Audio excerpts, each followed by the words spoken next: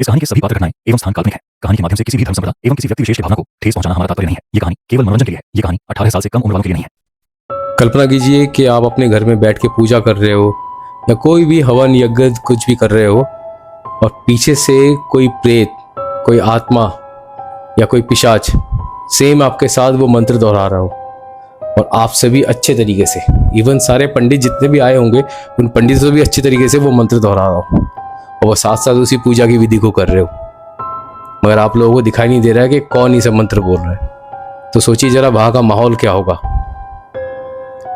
जी हाँ दोस्तों, आज की कहानी है ऐसे ही किसी प्रेत की जिसे हम ब्रह्म पिशाच भी कहते हैं।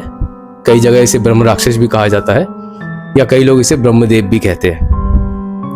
कहा जाता है कि सारे जितनी भी एंटिटी है उन सब एंटिटियों में से सबसे शक्तिशाली एंटिटी होती है ब्रह्म पिशाच। ब्रह्म पिशाच एक्चुअली किसी ब्राह्मण का प्रेत होता है, बहुत ही सिद्ध ब्राह्मण जो होते हैं उन्हीं का। तो आज की घटना उन्हीं के ऊपर है। कहानी शुरू करने से पहले जो भी मेरे चैनल में नए हैं वो प्लीज चैनल को सब्सक्राइब कर लीजिए और कहानी अच्छी लगे तो आप कहानी को लाइक कीजिए और अपने दोस्तों के साथ शेयर कीजिए और एक प्यारा सा कमेंट जरूर करते जाना। तो दोस्तों आज की कहानी है बिहार के रहने वाले एक परिवार की। ये कुछ साल पहले की बात है। तो क्या हुआ था, बिहार में एक परिवार रहते थे, उनमें उनके पिताजी, माताजी और 2 बेटे ये साथ रहते थे। ये बहुत ही गरीब घर के थे। तो इनका वहां पे गांव के अंदर भी ये किराए पे ही रहते थे और खेतीबाड़ी करते थे बेसिकली ये लोग।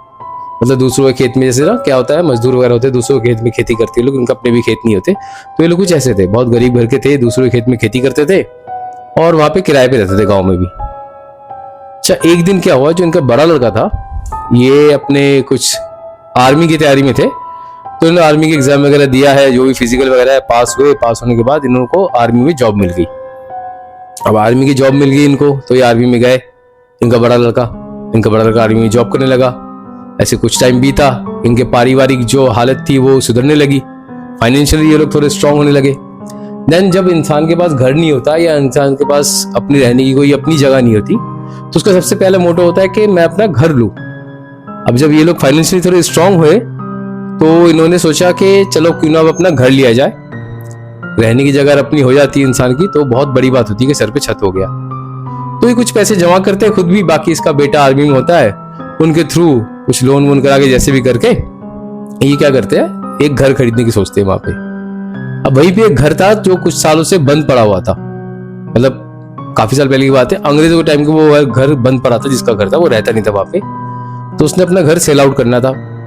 अब इन लोगों को पता लगा काफी सस्ते में वो घर मिलना था इनको, तो इन्होंने ले लिया वो घर लेने के बाद ये लोग घर में शिफ्ट हुए, वहां पे गए, रहे, स्टार्ट किया रहना।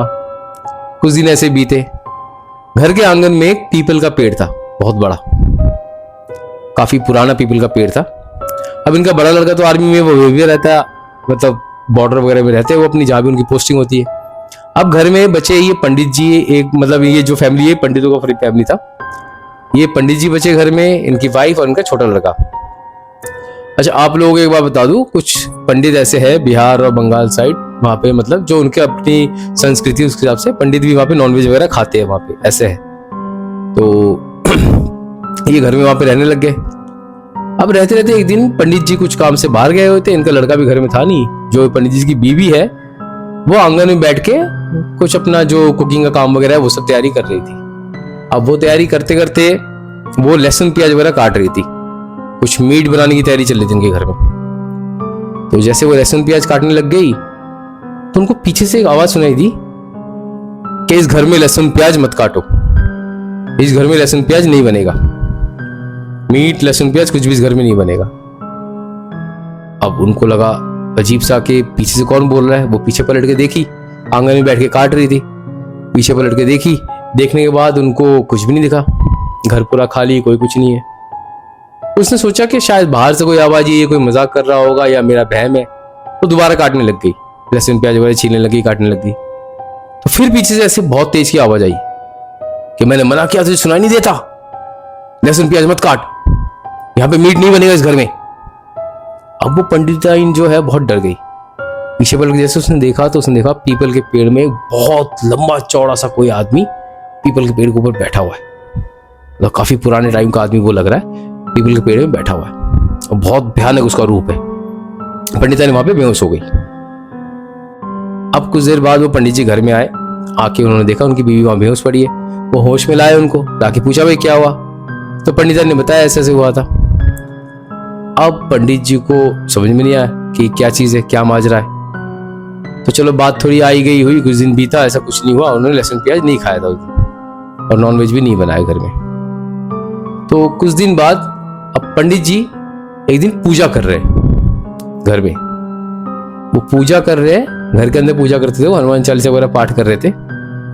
अब वो जैसे जैसे पाठ करे ना, उनको पीछे से आवाज आ रही है कि कोई और बंदा भी उनके साथ साथ हनुमान चालीसा पढ़ रहा है, और वो भी बहुत ही अच्छे उच्चारण के साथ, बहुत ही पुरानी संस्कृत में उच्चारण के साथ, जैसे बहुत एकदम सटीक, जैसे सटीक उच्चारण एकदम होता है ना बेस्ट वाला, कि कोई अच्छा हिंदी बोलने वाला भी क्या ही बोलेगा, तो वैसे उच्चारण के साथ कोई हनुमान चालीसा पढ़ रहा, बड़ी तेज तेज की आवाज में। पंडित जी रुक गए, मगर उनको सुनाई दे रहा है वो अभी पीछे से आवाज आ रही है। पंडित जी बाहर आके देखते, कुछ नहीं दिखता उनको। वो अंदर आके फिर पाठ चालू करते, दोबारा फिर चालू हो गया वो भी। अब पंडित जी पढ़ते पढ़ते जैसे ही पीछे आके फिर बाहर दोबारा देखते हैं ना, वही देखते हैं पेड़ के ऊपर एक आदमी बैठा हुआ है, बहुत लंबा चौड़ा सा, और बैठे बैठे वो हनुमान चालीसा वहां पे पढ़ रहा है। पंडित जी की देख के सिट्टी बिट्टी गुल। पंडित जी भाग के घर के अंदर आते हैं, आके उनको कुछ कुछ समझ में आता है माजरा क्या है, और उनको अब भी नहीं पता लगा कि ये क्या चीज है क्या नहीं है। तो ये पंडित जी क्या करते हैं, वहां पे अपना पूजा पाठ पूरा करके चुप हो जाते हैं। अब उनको डर तो लगा हुआ था। अब इतने में क्या हुआ, फिर कुछ दिनों बाद इनका जो छोटा लड़का है वो कुछ गलत संगति में पड़ा हुआ था। वो बाहर से कहीं से शराब पी के आया घर में। अब घर के अंदर शराब पी के वो घुस गया। घुसते पंडितानी ने गुस्सा किया, भाई तू शराब पी के क्यों आया, ये वो। तो लड़का अपने माँ बाप से ही बदतमीजी करने लग गया। फिर इन्होंने बोला कि तू शराब पी के आया, निकल घर से, बोल के अपने लड़कों को घर से निकाल दिया। अब लड़का कुछ देर बाद इधर घूम घाम के फिर घर में घुसा होगा। घर में घुस के बाहर बैठ गया। पंडितानी घर के अंदर थे, वो आंगन में बैठ गया। अब आंगन में ये बैठ के वहीं पे, मतलब शाम का टाइम था, वो सो गया आंगन में। कुछ देर बाद जो रात का टाइम हुआ, तो पंडित और पंडितानी घर से जैसे बाहर आया अपने रूम से, वो देखा इनका जो लड़का है वो उस पीपल के पेड़ में डाली और पत्तियों से लिपटा हुआ है और लटका पड़ा है, वहां पे मरा हुआ है। देख के इनकी हालत खराब हो गई। पहले तो उतारने की कोशिश किया, लड़के को नहीं उतार पाए। देन उसके बाद गांव वालों को बुलाया, सबने मिलकर उसको उतारा, तो उसके लड़के की डेथ हो चुकी थी। वो शराब पी के आया था उस घर में, इसलिए डेथ हो चुकी थी। अब पंडित को समझ में आया कुछ। अगले दिन फिर उस पेड़ से आवाज आ रही थी उनको कि मना किया था मैंने तुम लोगों को, इस घर में ऐसा कुछ नहीं होगा, लहसुन प्याज नहीं खाया जाएगा, तेरा लड़का शराब पी के आया इस घर में, तो मैंने इसलिए उसको छोड़ा नहीं। अब पंडित जी ये बात करे तो किससे करे, वो लोग वहां पे अकेले, ये माजरा उनके साथ हो रहा था। उन्होंने गांव में आके पूछताछ करी पंडित जी ने थोड़ा सा। तो गांव से कुछ दूर एक तांत्रिक बाबा रहते थे, तो काफी माने हुए सिद्ध तांत्रिक थे वो। पंडित जी को उनका पता लगा। अब पंडित जी क्या किया, पंडित जी ने जाके उनसे बात करी, उन तांत्रिक बाबा से। उन तांत्रिक बाबा ने बोला चलो ठीक है, मैं चल के देखता हूँ। तांत्रिक बाबा आए घर में, आके उन्होंने देखा, पूरा मुआयना किया करके उन्होंने वहां पे एक अनुष्ठान का आयोजन किया। उन्होंने बोला ये हम अनुष्ठान करेंगे, इस समय पता लगेगा जो भी है उसके सॉल्व करेंगे। तो अगले दिन अनुष्ठान की तैयारी थी, पूजा पाठ की तैयारी थी, हवन की। आंगन में लोग तैयारी कर रहे थे पूजा पाठ हवन की। अब तैयारी करते करते तैयारी पूरी हुई, फिर ये पूजा पाठ चालू किया इन लोगों ने। अब पूजा पाठ चालू किया, वहां रिचुअल हुए काफी सारे। तो इस बीच उस तांत्रिक बाबा ने इनको बोला था, पता करके उनको पता लग गया था कि वहां पे क्या है क्या नहीं, कि ये कोई ब्राह्मण का ही वहां पे प्रेत है, ब्राह्मण की आत्मा है वहां पे, जिसे ब्रह्म राक्षस भी कहा जाता है। तो उनकी आत्मा उस पेड़ में है। हम क्या करेंगे, उनके लिए रिचुअल करेंगे जिससे उनको मुक्ति मिल जाए। अब उनको मुक्ति मिल जाएगी तो यहाँ का दोष भी कट जाएगा, वो यहाँ से चले आएंगे, तुम लोगों को दिक्कत भी नहीं आएगी। तो उन्होंने वो उनकी मुक्ति के लिए जो भी है आयोजन किया, रिचुअल किया, वो फिर करने लग गए। अब इनके काफी सारे चले मंत्रोच्चारण, पूजा पाठ। थोड़ी देर बाद इनके मंत्रोच्चारण के साथ वो ब्रह्म राक्षस जो था वो भी मंत्र पढ़ना चालू कर दिया, उसने भी, वो भी इनके साथ साथ पढ़े। अब वो ब्रह्म राक्षस किसी मतलब रॉन्ग मकसद से नहीं पढ़ रहा था, वो सही तरीके से पढ़ रहा था कि उसको भी पता लगा हाँ मेरी मुक्ति के लिए आए ये लोग। वो खुद भी मुक्ति चाहते थे वो लोग। एक्चुअली कोई ऐसे किसी प्रेत योनि में फंसा हुआ है तो वो भी मुक्ति चाहेगा ही। तो मृत्युंजय मंत्र चल रहा था, वो भी पढ़ रहा था मृत्युंजय मंत्र। इवन इस तांत्रिक से और इस पंडित जी से भी बढ़िया तरीके से पढ़ रहा था वो। वो इनसे भी बहुत बड़ा ज्ञानी था। तो महामृत्युंजय मंत्र चला वहां पे, उसने भी पढ़ा, काफी देर तक इनके ये चलने के बाद जब टाइम आया, जब पूरा सब कुछ पूरा हुआ, तो वहां एकदम से थोड़ी आंधी सी आई और उस पेड़ की ना एक बहुत बड़ी सी डाली टूट के नीचे गिरी, जो यज्ञ हवन हो रहा था ना उसके ऊपर डाली टूट के नीचे गिरी और वहां का माहौल एकदम शांत हो गया। फिर कुछ देर बाद इनके पूरा संपन्न हो ही गया था, फिर उन्होंने समेटा, फिर उस तांत्रिक बाबा ने बताया कि उनको शायद मुक्ति मिल गई है। फिर उसके बाद वहां पे सब कुछ शांत हुआ, ये लोग गए तांत्रिक बाबा वहां से और ये अपने नॉर्मल जीवन यापन करने लग गए। उस दिन के बाद उनके घर में कभी भी दिक्कत नहीं हुई। तो दोस्तों, ये ब्रह्म राक्षस जो है, कहा जाता है कोई बहुत सिद्ध जो पंडित या ब्राह्मण होते हैं, जब समय से पहले या किसी भी दूसरे तरीके से एक्सीडेंटल या कोई भी बेमौत मारा जाता है, ये उनकी इच्छा शक्ति रह जाती काफी, तो ये ब्रह्म राक्षस में कन्वर्ट होते हैं ये। और ब्रह्म राक्षस वो राक्षस है या वो प्रेत है जिनका कोई समाधान नहीं है। मतलब मान लो कोई पंडित, कोई तांत्रिक उनका उतारा नहीं कर सकते। हाँ, अगर वो अच्छे हैं, वो आपके साथ दे रहे हैं, मुक्ति उनका करा दिया तो अलग बात है, अदरवाइज वो बहुत स्ट्रांग होते हैं, उनको आप ऐसे कहीं से हटा भी नहीं सकते।